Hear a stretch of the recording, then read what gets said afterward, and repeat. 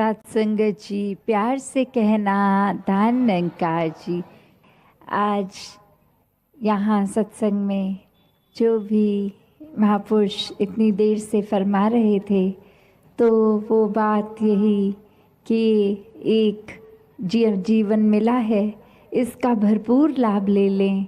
एक ये जो मनुष्य तन मिला है, ये सुनहरी मौका है जहाँ आत्मा का कल्याण हो सकता है और आत्मा की भटकन खत्म करके ब्रह्म ज्ञान द्वारा इस निराकार से जोड़ के इसको कैसे अपना असली रूप जब ये आत्मा जान लेती है, तो हर समय जीते जी भी वो आनंदमयी भक्ति जी कर चलती है और उसके बाद जीवन समाप्त होने के बाद भी कैसे ये मुक्ति की हकदार बनती है।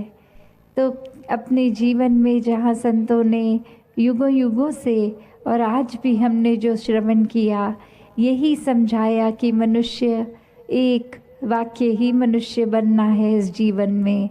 सिर्फ शरीर रूपी इंसान नहीं, कर्मों से, भावों से, मानवीय गुणों से इस परमात्मा के साथ एक होके मनुष्यता जो आएगी वही असली मनुष्यता है। उसी को अपने साथ मन में जब परमात्मा को इसको बसाते हैं, तो फिर एक जीवन बहुत ही सरल हो जाता है, बहुत ही सहज हो जाता है। हर समय इस परमात्मा के साथ जुड़कर मन स्थिर रहता है। परिस्थिति के अनुसार एक छोटा या बड़ा घटना जब कोई होता है जीवन में, तो उस अनुसार ही नहीं उदास होना या अधिक प्रसन्नता महसूस करना, पर ये होना या अधिक प्रसन्नता महसूस करना, पर ये बात वही कि सिर्फ ऊपरी ऊपरी इस तरह को नहीं, अंदर से हर समय के लिए संत प्रवृत्ति बनना। इसका मतलब ये नहीं कि सिर्फ ऊपरी शिक्षाइयों से अच्छाइयों को जीना है। एक वाक्य ही परमात्मा को अंग संग देखकर इसको हर समय अपने एहसास में बिठा के, मन में बिठाकर फिर हर समय की एक असली मनुष्य वाला जीवन जीना है। तो कैसे अपने जीवन को जब जीते हैं, तो ये एक जिज्ञासा मन में आनी कि ये परमात्मा है कहाँ। कोई ना कोई, हर कोई उसको अपने हिसाब से बता देता है। कोई कहता है ऊपर आसमान में परमात्मा है, कोई कहता है कि एक ही जगह पर वो है, कोई कुछ बताता है, कोई कुछ। तो बात वही जो अक्सर एक कहा जाता है कि वस्तु कहीं ढूंढत कहीं। तो ये बात कि एक कोई चीज़, जैसे एक कहानी का सहारा लेके दासी ये बात बोलेगी कि एक बुज़ुर्ग महिला अपने घर के बाहर बहुत देर से कुछ ढूंढ रही और कोई आकर उसको कहते हैं, अम्मा क्या ढूंढ रही हो। वो कहती है आगे से, मेरी एक सुई गुम गई है। तो वो बारीक सुई और वो स्थान इतना बड़ा, और वो व्यक्ति भी उस बुज़ुर्ग महिला की मदद करने में लग जाते हैं। बहुत देर ढूंढने के बाद कहते हैं, हमको नहीं मिल पा रही आपकी सुई। और वो कहते हैं कि वैसे वो जगह एग्जैक्टली कहाँ थी जहाँ से वो सुई आपके हाथ से नीचे गिर गई। तो वो कहती है कि मेरी कुटिया के अंदर गिरी थी। और अब वो इंसान बहुत हैरान, और वो कहता है कि कुटिया के अंदर सुई गिरी थी तो कुटिया के बाहर उसको क्यों ढूंढ रहे हो। तो वो उत्तर देती कि मेरी कुटिया में बहुत अंधेरा है, अगर मैं अंधेरे में एक ज़मीन पे अपना हाथ हिलाऊंगी तो सुई जहाँ होगी मुझे चुभ जाएगी, मुझे खून आ जाएगा, मुझे दर्द होगी। तो इसलिए जहाँ बाहर कुटिया के रोशनी है तो वहाँ ही अपनी सुई ढूंढ रही हूँ। तो ये व्यक्ति जब ये बात सुनता है, तो जहाँ उसको हंसी भी आती है कि कहाँ पे वो सुई गिरी है और ये कहाँ ढूंढ रहे हैं, उसी के साथ साथ ये एहसास कि एक जीवन में कोई भी चीज़ जैसे जहाँ है उसको वहाँ नहीं ढूंढा जा रहा, कहीं और ढूंढा जा रहा है।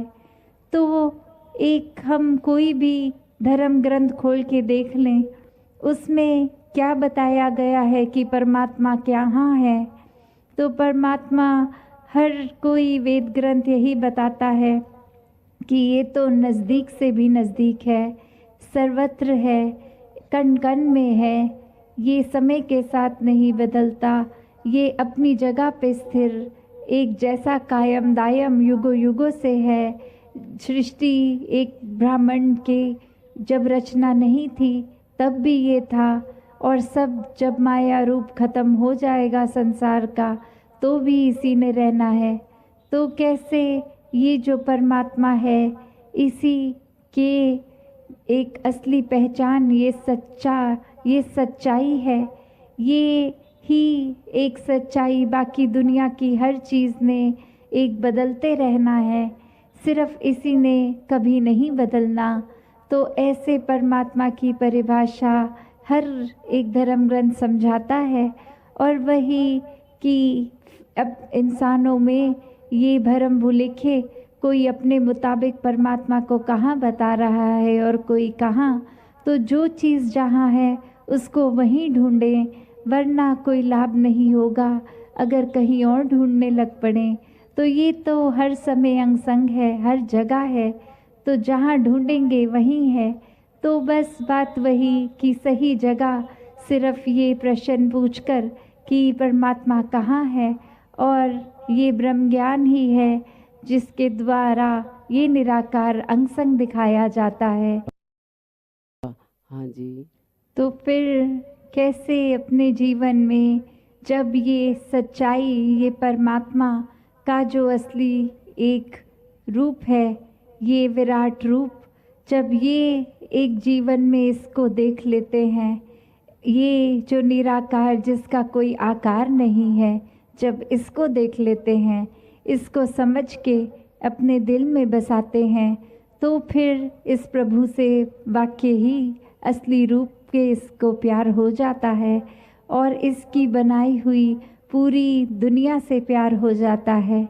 जैसे अभी हम श्रवण भी कर रहे थे कि यहाँ भद्रक में बहुत ही एकत्व है, तो बात वही कि एक संसार में जब एकत्व बोलते हैं तो वो इस तरह से एक समझाने का भाव रखते हैं कि बहुत सारे लोग हैं, अलग तरह के हैं, और ये जानते हुए कि वो अलग हैं, उनकी जो चीज़ें एक अलग उनको करती हैं, वो देखते हुए, अभिन्नता को देखते हुए, ये मानते हुए कि वो अलग है, फिर उसको अनदेखा करना और हर एक में ये हर एक से प्यार करना। पर संतों की दृष्टि ऐसी होती है, उनको तो अभिन्नता नज़र ही नहीं आती। वो हर शरीर में चाहे शक्ल रूप अलग, पहनना खाना अलग, जिस तरह की भी उनकी बोली भाषा या कोई भी और तरीके का अभिन्नता है, ये संत फिर वो अभिन्नता संतों की नज़र देख ही नहीं पाती। संत तो सिर्फ परमात्मा ही हर एक के शरीर में देखते हैं कि ये सब चलते फिरते परमात्मा है। तो बात वही कि एक नज़र तो ऐसी जो अभिन्नता पहले देखती है और फिर वो अभिन्नता को ना ये आंख बंद कर लेना उस पे, और एक नज़र ये कि अभिन्नता नज़र ही ना आनी, तो वो फर्क। तो कैसे अपने जीवन में जब अभिन्नताएं हमें नज़र आनी बंद हो जाती हैं, ये ज्ञान की दृष्टि से ही संभव है। ब्रह्म ज्ञान की नज़र से जब हम हर किसी को देखते हैं तो वाकई ही सब एक समान होते हैं, फिर कोई अमीर गरीब नहीं, कोई एक रंग का फ़र्क नहीं, कोई भी तरह की और जो इंसानों ने खुद कारण बना लिए हैं एक दूसरे से नफ़रत करने के, वो सारी अभिन्नताएं ही ख़त्म। तो बात वही कि अभिन्नता ख़त्म करने का ये मतलब नहीं कि सबको एक जैसे बाहरी रूप से कर दें, सबको एक जैसे कपड़े पहना दें, सबकी थाली में एक जैसा खाना डाल दें। अभिन्नता उस तरह नहीं कि ये एकता होने के लिए एक जैसा रूप करना, कोई यूनिफॉर्म की तरह हर जन को नहीं एक जैसा, एक रेप्लिका एक दूसरे का बनाना, एक फोटोकॉपी की तरह नहीं, पर हर एक को जो करना है, जिस तरह करना है, जो उनका कल्चर है, जहाँ उनकी आस्था है, वो करते हुए भी ये एकता स्थापित करनी। क्योंकि जब हमारा मन ही इस परमात्मा के साथ एक हो गया है, तो इस परमात्मा की बनाई रचना के साथ भी फिर ये एकता खुद ब खुद ही हो जाती है, ये प्यार खुद ही हो जाता है। फिर संसार में अमन चैन सुकून आ जाता है, क्योंकि अब कोई कारण रहा ही नहीं नफरत करने का। हाँ जी।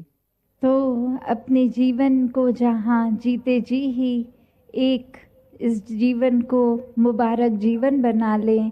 हर कोई जीते जी इस परमात्मा के दर्शन करके इस परमात्मा को अपने हर पल में डाल ले और अपने आप ही एक असली मनुष्य वाला जीवन फिर जीकर, भक्ति वाला जीवन जीकर, ये अपने जीवन में हर कोई चीज़ सुनहरी कर ले, ये रोशनी के साथ जुड़कर खुद ही रोशन हो जाए।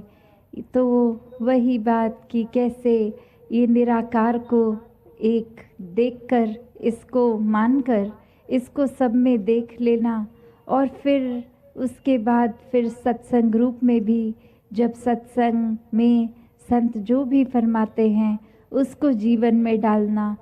सेवा के लिए जो प्रोत्साहन होता है तो वो सेवा का भाव भी यही कि अपने मन की नहीं, एक जो समय की एक उस समय ज़रूरत है उस तरह सेवा करना, एक अपने अहंकार से नहीं, मन को समर्पित कर देना और उस भाव से एक श्रद्धा से सेवा करना। और सिमरन रूप से भी ये सिर्फ शब्दों का उच्चारण नहीं, ये तो एक सिर्फ वर्ड्स की तरह नहीं, पर मन से सुमिरन करना, ये नाता मन से इस परमात्मा से जोड़ना। जब ये नाता जुड़ जाएगा तो फिर संसार के हर इंसान से ही नाता जुड़ जाएगा और वो प्यार का नाता होगा, नफ़रत का नहीं। तो संसार में जहाँ हर कोई एक संतों वाला जीवन जीता चला जाए, साथ ही हर समय इस निराकार को ही प्रायोरिटी बना ले। सत संगत जी, धन निरंकार जी।